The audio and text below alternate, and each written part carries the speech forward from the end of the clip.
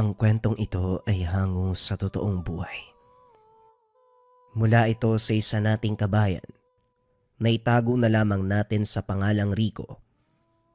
Taong 1982, Ilocos Norte. Namana ni Rico ang nakaugalian ng yumaong ama, ang kumupkop ng ligaw na aso. Subalit hindi nagtatagal ang mga ito. Paglipas ng buwan, isa-isang namamatay. Nang maging sunod-sunod ang kaganapan, naisipan ng binata na tumigil. Dahil kapag nasa pangangalaga niya, kamatayan lang din ang hahantungan. Naisip na baka hindi para sa kanya ang bagay na ito. Taon din ang lumipas magmula ng huminto sa pagkupkop. Hanggang isang gabi, habang pauwi galing bayan, may nakasalubong na asong gubat sa daan. Sugatan, malubha ang lagay. Walang pagdadalawang isip na dinala sa tahanan. Nanguha ng halamang gamot na makikita lang sa bakuran. Dagta ng malunggay at hagonoy ay pinagsama. Maayos na binendahan ng malinis na tela. Pinagpahinga pagkatapos. Kinabukasan maagang gumising si Rico. Naganda ng agahan para sa aso. Sinuway siya ng ina dahil daig pa ang bata sa pag-alaga ng aso.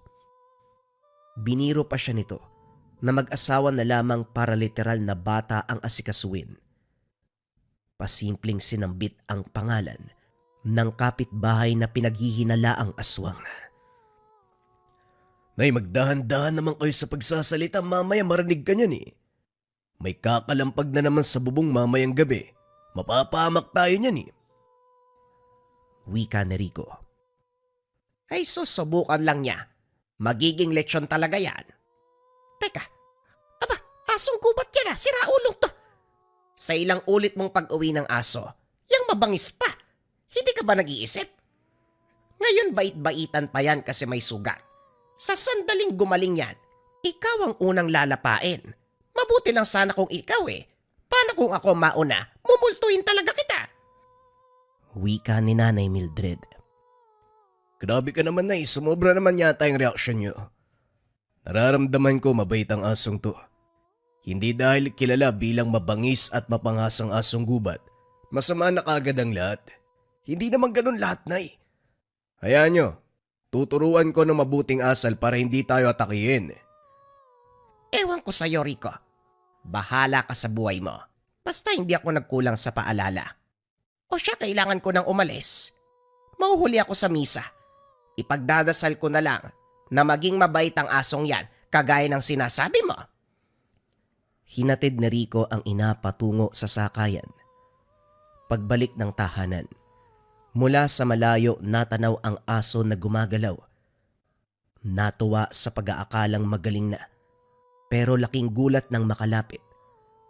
Nakahandusay muli sa sulok. Mahina na ang buong katawan. Kamot ulong napailing. Pinagpalagay na lamang na namamalikmata. Nanatili sa pangalaga ni Rico ang aso hanggang sa mga sumunod na linggo. Nakakalakad na ito. Nakakagalaw.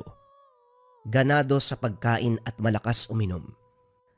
Pinangalanan niya ito bilang Soro. Naaliw ang binata dahil sa tuwing tatawagin, aangat ang ulo at kakawag ang buntot. Dahan-dahang tinuruan kung paanong kumilos nang hindi nagpapakita ng anumang senyales ng pagka-agresibo. Habang tumatagal, unti-unting natututo. Maging si Nanay Mildred pinuri ang ugali ng aso. Binawi ang sinabi tungkol dito. Mauutusan kung minsan. Hindi na kailangan pagsabihan. Ginagawa ang nakasanayang utos na parabang may sariling pag-iisip. Kapag aalis si Rico, mag-aabang ito sa pintuan. Sasalubong kapag nakita siyang papalapit. Ganon din kay Nanay Mildred. Alisto ito kapag may taong aaligid sa tahanan. Marami rin kasing inaalaga ang hayop si Rico. Hindi maiwasang pagkainteresan ng magnanakaw. Hahabulin hanggang maitaboy palayo. Kahit ang mga dumaraan ay nagtatanda. Magmamadali sa paglakad sa takot na matawla ng aso. Malakas itong kumahol. Pati ang kaluluwang tulog ay magigising. Rico, nakausap ko na si paring Irne sa tubaan. Binanggit niya si Soro. Kung pwede ba talian dahil sa tuwing dadaan siya ng 10 oras o hindi kaya madaling araw mula sa pangingisda, titindig ang balahibo sa tahol ng aso. Kawawang matanda nagsumbong. Hanggang tao lang naman si Soro eh. May bakod naman tayo kaya hindi siya makakalabas. Sa susunod na tayo kabahan kapag may ginawa siyang masama. Dahil hindi papalampasin ni Soro kapag nagkataon. Ilang beses na siyang nakarinig mula sa mga kapitbahay na itali ang aso. Subalit maigpit siyang humihindi. Dahil para sa kanya, pagmamalupit ito sa mga hayop, walang sino mang dapat nakatali. Lumipas ang mga araw, may napapansin si Rico sa aso. Kung minsan pakiramdam niya, tao ito lalo na kapag kinakausap. Iiling, tatango, mahinang tatahol, na para bang sumasagot. May hapon na nakatanaw ito malapit sa bakod. Nakatayo, 2 paa lamang ang nakaapak sa lupa. Parang estatwa ang lagay dahil sa loob ng ilang minuto hindi gumagalaw. May pagkakataon pa na namamalikmata. Figura ng bata ang nakikita. Hindi magawang baliwalain lalo na ng masaksiyan ang kaganapan ng isang gabi. Naalimpungatan sa ingay ng alulong. Pagsilip sa labas, may aswang na nagtatago sa kakawyan. Hindi matahimik si Soro. Sumugod doon. Tulala si Rico nang makarating. Lumusot ang aso sa matitibay na bakod. Hindi alam kung gaano katagal sa ganong sitwasyon. Namalayan na lamang na bumalik na ang aso. Lumusot sa bakod. Matatanggap na Rico kung tumalon. May abilidad ang aso na tumalon ng mataas. Pero ang lumusot, hindi kapanipaniwala para sa kanya. Kakagaling siya sa pagtulog, pero siguradong hindi nananaginip. Kinabukasan nilapitan niya si Soro. Tinitigang mabuti sa mata subalit walang mabanaag na kakaiba. Sinuri ang katawan. Pinakinggan ang pintig ng puso. Ano man ang gawin walang mahanap na kakaiba. Sinita na lamang siya ni Nanay Mildred. Baliw ka ba, Rico? Ano ginagawa mo sa aso? Tinitignan ko lang ho kung aso ba talaga eh. Nay, wala ba kayo napapansin na kakaiba kay Soro? Ako kasi meron eh. Sigurado ako na totoong nakita ko. Pinaliwanag na Rico ang lahat. Subalit pinagtawanan lamang siya ng ina. Hindi to kumbensido sa sinasabi niya. Dahil dito, napabuntong hininga ang binata. Nang mga sumunod na araw, bigla na lang nanghina si Soro. Maghapong nakaiga. Ayaw kumain. Ayaw uminom. Sa gabi naman hindi mapakali. Biglang tatahol. Aalulong ng walang dahilan. Naging malikot pa sa kinalalagyan kaya naperwisyo ang mag-ina. Hindi rin sila makapagpahinga ng maayos sa pag-aalala. Kinabukasan, naganda para dalhin sa manggagamot. Subalit lalong tatahol ang aso. Walang tigil. Nang maunawaan, hindi na tinuloy ang pagpunta sa manggagamot. Palala ng palala ang kondisyon. Kaya naman kung kani-kanino na nagtanong, humingi ng payo. Ginawa ang lahat subalit wala pa ring pagbabago. Hanggang isang hating gabi habang binabantayan, bigla itong tumitig sa kanya. Inilabas ang dila. Nagmamadali sa pagkuha ng tubig si Rico. Uminom ang aso. Pagkatapos nakita ang pangil sa loob ng timba. Matulis. Matigas. Aabot sa 2 pulgada. Nagtaka dahil ilang beses nang nakita ang mga ngipin. Ngayon lang nalaman na merong ganong kahabang pangil. Gayon pa man ay itinabi niya ito. Kinabukasan bumalik ang sigla ng aso aktibo at puno ng enerhiya. Natuwa naman si Rico at Nanay Mildred. Nabura ang pag-aalala. Parang tao din pala ang mga asong gubat na no? Nawalan ng sigla nung nakaraan. Parang masakit lang yata yung pangil niya. Parang masakit yung ngipin. Malamang pare-pareho tayong may buhay eh. Hindi nalalayo ang sitwasyon ng hayop sa ating mga tao. O siya, sige na. Isama mo na si Zoro sa pangahoy para may bantay ka kapag sumot sa masukal na kagubatan. Huwag magpagabi ha. Umuwi bago magtakip silim. Mag-ingat ka. Dumiretso si Rico sa masukal na bahagi habang abala sa pamumutol ng patay na puno. Ang aso naman ay nagmatsyag sa paligid. Mabilis umikot ang orasan. Huli na nang namalayan ang kadiliman. Nagpahinga muna sandali. Hindi napansin ng binata ang pag-idlip. Naalimpungatan sa ingay ng tahol.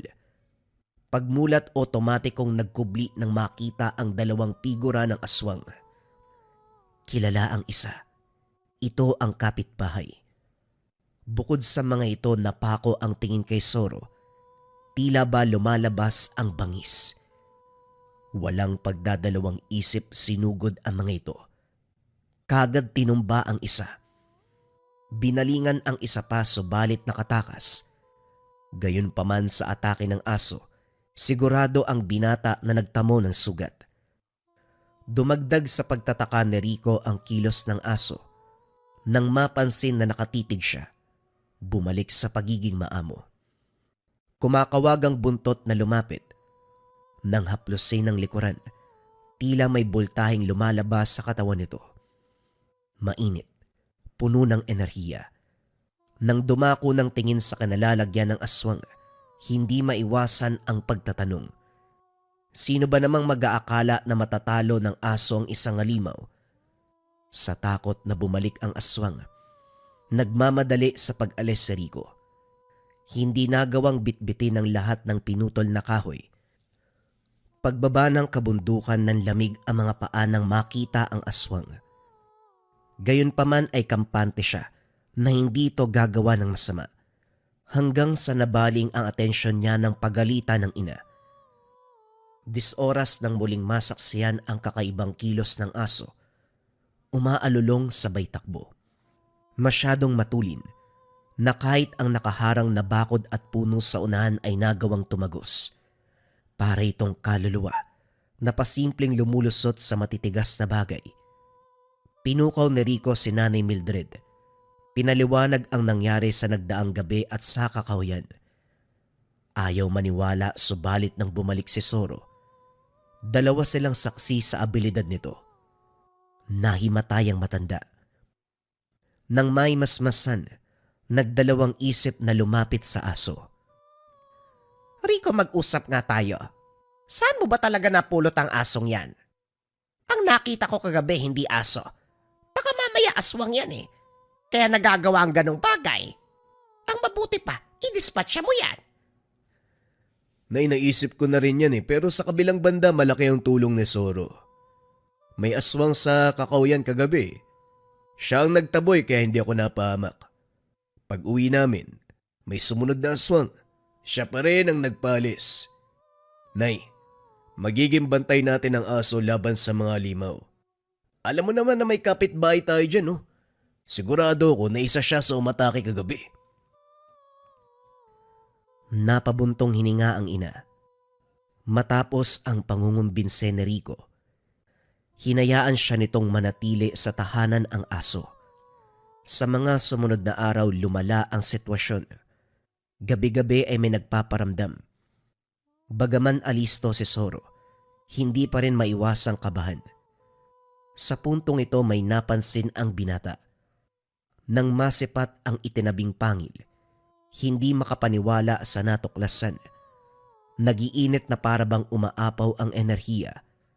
Nabaling din ang pansin ng humiyaw ang aso.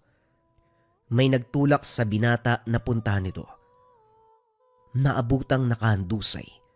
Malubha ang sugat sa tiyan. Hindi malaman ni Rico pero nabuhay ang galit sa kaloob-looban. Walang ideya sa ginawa. Paulit-ulit na inatake ang aswang. Kagad niyang binitawan ang kahoy na ginamit sa pagsaksak. Binuhat si Zoro at inuwi. Balisa habang nagdidikdik ng malunggay at hagonoy. Maging si Nanay Mildred ay napapaiyak sa tabi. Subalit hindi tumalab ang mano-manong gamutan. Umabot sa punto na naghihingalo. Sa bingit ng kamatayan, sumagi sa isip na Rico ang pangil. Dinukot mula sa bulsa. Ibinabad sa tubig at pinainom sa aso. Makaraan ng ilang saglit. Lumiwanag ang mukha nito kaya nakahinga ang mag-ina. Sa nangyari, nahulog sa malalim na pag-iisip ang binata. Ilang oras nang nakatitig sa pangil at kay Zoro na natutulog sa tabi. Binalikan ang questionableng galaw ng nakaraan. Walang ibang maisip kung hindi hiwaga. Napailing. Sumasakit ang ulo sa samot-saring iniisip. Kasalukuyang nagbubunot ng damo sa bakuran nang masepat si Donna. Malawak ang ngiti. Gayunpaman hindi nagpalinlang si Rico. Kinilala ang pamilya ng dalaga bilang aswang. Maituturing pa na swerte dahil ilang beses niya nang nakita na nag-aanyong aswang. Kaya anuman ang pangaakit ay hindi siya madadala. Nawala rin si Donna nang tumahol ang aso. Nagtaka ang binata kung bakit buhay ang dalaga hanggang sa ngayon. Sigurado siya, napas lang ito nung nakaraan. Sa tindahan ng tuba, nakausap ni Rico ang may-ari na dati nang nakaengkwentro ng aswang. Nalinawan ang binata sa istorya nito. Hindi basta-basta namamatay ang aswang, maliban na lamang kung biyasa ang pumaslang o naipasa ang sumpa. Pag-uwi ng tahanan, natanaw sa hindi kalayuan si Donna. Hindi maunawaan ni Rico kung ano ang sadya nito. Gayunpaman, hindi na lang din pinansin. Pagsapit ng gabi maingay si Zoro, hindi mapakali sa higaan si Nanay Mildred. Iba na rin ang pakiramdam ni Rico sa paligid.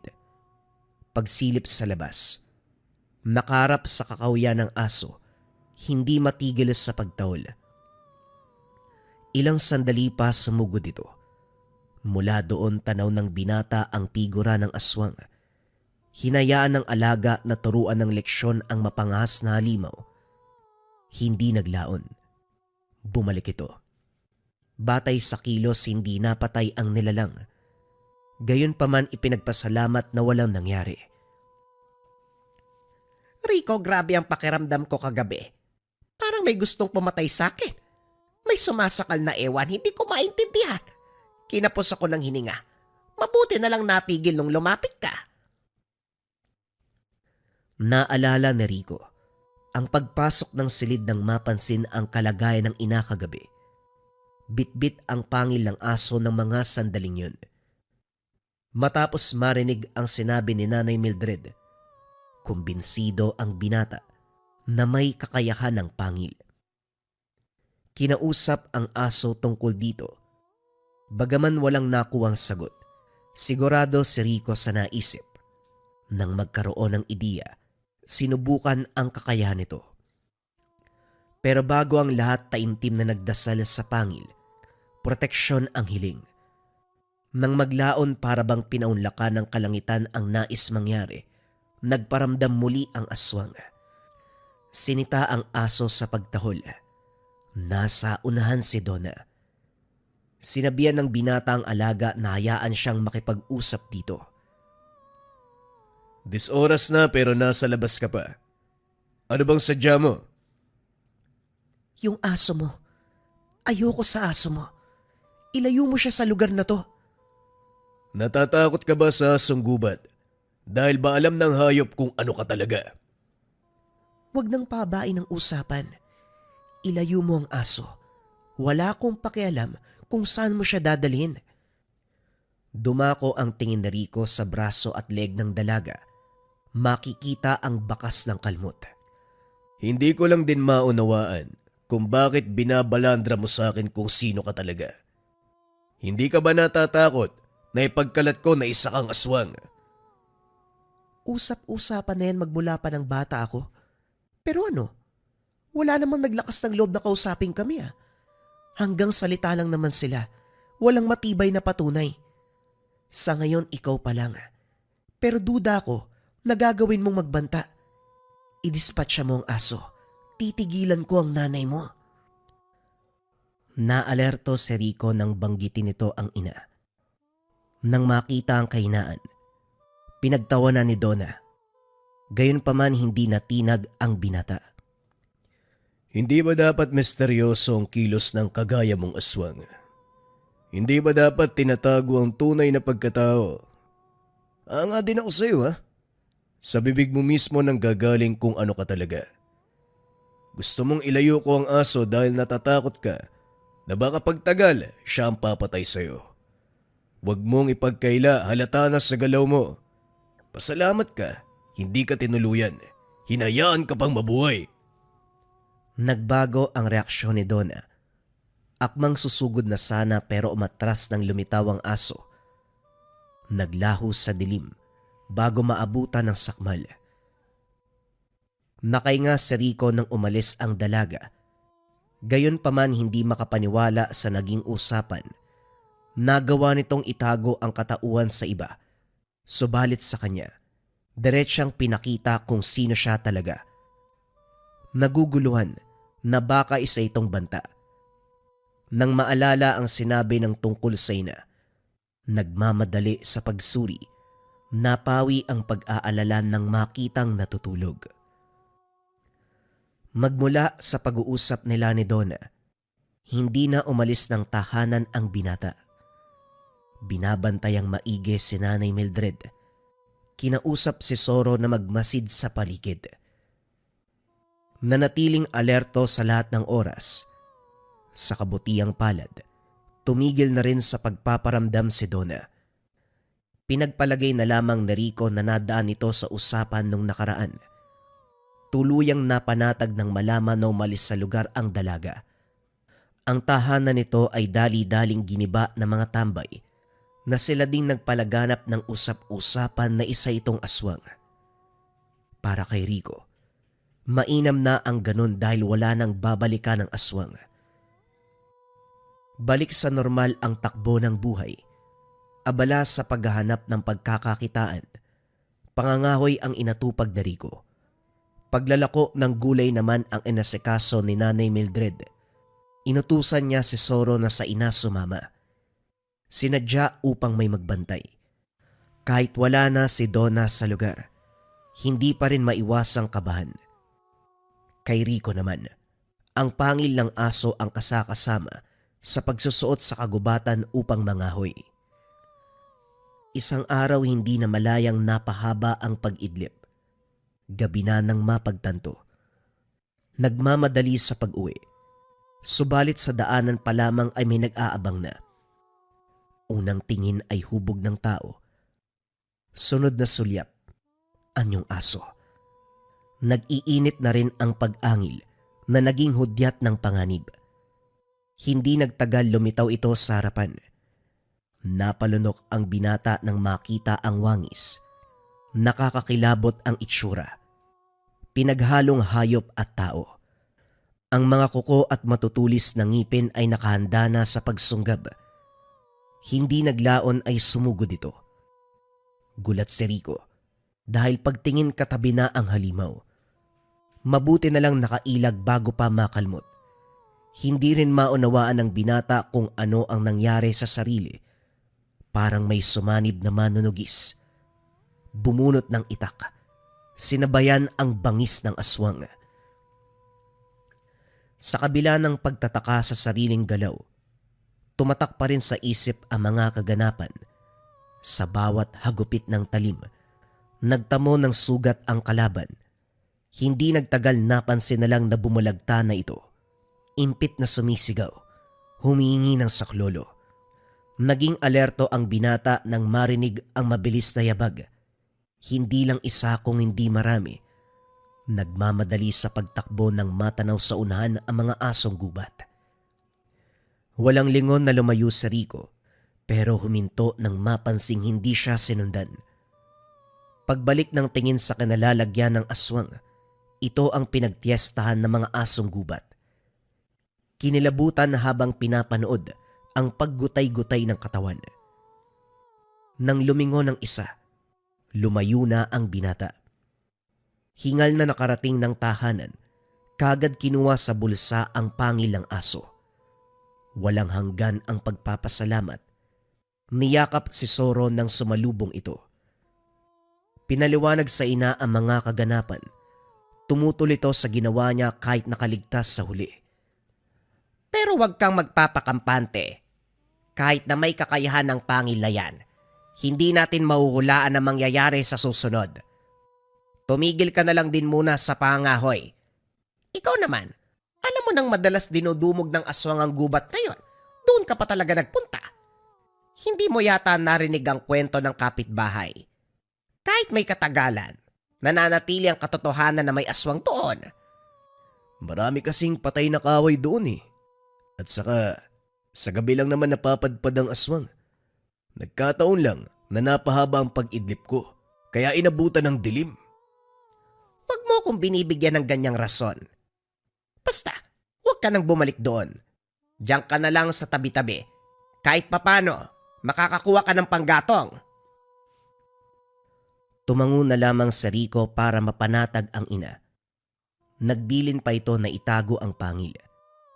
Naisip na baka kaya nagpapakita ang aswang dahil sa bagay na ito. Dahil dito, hindi maiwasang mapaisip ng binata at upang malinawan, pinuntahan ng tubaan para magtanong kay Mang Felipe. Hindi talaga ako may personal na karanasan tungkol sa mutya at anting-anting. Pero may narinig akong kwento mula mismo sa isang antingero. May pagkakataon na kusang iiwas ang mga nilalang sa may tangan. Minsan naman, sila ang naghahabol para wasakin ang gamit. Malaking banta ito sa kanilang buhay kaya ganon. Nalinawan si Rico. Nahati ang isipan sa dalawang bagay. Una, sa posibilidad na kaya napapadalas ang pag-inkwentro ng aswang ay dahil gustong makuha ang mutya. Pangalawa, nagkataon lang ang lahat. Alin man dito, isa ang naisip na solusyon ng binata at katulad ng inaasahan, tutol si Nanay Mildred. Nahihibang ka ba, Rico? Hindi kita inalagaan para ilagay ang utak sa talampakan. Hindi ka ba nag-iisip? Mutya ang hawak mo, tapos aswang ang kalaban. Sa tingin mo ba, Diyos yang pangil na yan? Kapag namatay ka, mabubuhay ka uli. Ang santo nga, bihirang maghimala. Yan pa kayang suot mo. May punto ka na eh. Pero nandito na sa akin eh. Bakit hindi ko nalang pangatawanan? Hindi ba? Malay mo, ako pa ang katakutan ng mga aswang dahil dito sa pangil ni Zoro. Tumigil ka. Matatamaan ka talaga sa akin. Napabuntong hininga si Rico. Nauunawaan niya ang ina. Subalit mas matimbang sa kanya ang naisip. Tutol man nito, pinagpatuloy pa rin ang plano. Araw-araw na nagdarasal, katabi pa ang aso sa tuwing gagawin. Sinunod ang impormasyong nakuha kay Mang Felipe. Pinapakain ng dasal ang pangil. Sa gabi naman, kaunting senyales lang na may aswang. Magmamadali sa paglabas ang binata. Magkasama sila ni Zoro sa bawat operasyon. Sa puntong ito napapailing na lang si Rico ng masepat si Donna. Umaaligid sa tahanan na merong buntis. Sa paggapang nito papunta sa silong, inunahan ng binata. Kinaladkad palayo sa lugar at dinala sa talayban. Walang salita. Diretso bakbakan. Hindi nakapalag si Donna ng pangil mismo ang sinaksak. Kagad binawian ng buhay. Sumunod naman si Zoro. Pinagfiestahan ang katawan ng aswang. Umalis ka nung binantaan kita, pero umaaligid lang pala sa tabi-tabi. Zoro, ngat-ngatin mo pati kaluluwa niyan. Naalerto ang binata makalipas ang ilang sandali. Umugong ang ingay ng mga asong gubat. Nag-uunahan sa paglapit.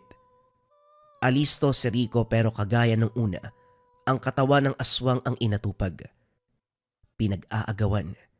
Hinila patungo sa masukal na kakawyan. Hindi makapaniwalang napatitig kay Zoro. Wala mang makakapagsabi. Naiintindihan ng binata ang ibig sabihin ng lahat. Natuwa nang malaman na merong kakampi. Nagpatuloy ang lihim na operasyon. Paglipas ng buwan, meron na namang nagpaparamdam. Sa pagkakataong ito dyan lang sa malapit, may kapitbahay na naghihingalo. Siyang punterya ng halimaw. Nang masepat sa silong, inutusan ni Rico ang alaga na kaladkarin ito sa malayo. Hindi nakapalag ang aswang. Inunahan sa pagwakwak ng tiyan. Kahit noong nasa ganong kalagayan ay sinubukang manlaban. Nagawang tumayo kahit nakalabas ang bituka. Hindi na binigyan ng pagkakataon. Sinaksak ng binata gamit ang pangilang aso. Bumulagta. Ilang sandali pa. Bumaba mula sa kabundukan ang grupo ng asong gubat. Pinagpiestahan ang katawan ng halimaw. Natawa na lamang si Rico habang nanonood. Kamakailan lang natatakot siya sa napapansin kay Zoro. Pero ngayon, isa na sa kasabwat sa pagtugis ng aswang. Nasundan ng nasundan ang mga kaganapan dahil ilang ulit nang umalis. Natunugan ni Nanay Mildred. Nag-abang ito isang gabi. Hindi magawang magsinungaling. Sermon hanggang umaga ang inabot na Rico at Zoro. Walang imik ang mag-amo. Nakayuko lamang habang pinapagalitan. Pinaliwanag na Rico ang nais mangyari. Hindi madaling makumbinse ang ina. Umabot sa punto na kinulong sila sa iisang kwarto. Parang preso, dinadalhan na lamang ng pagkain at inumin.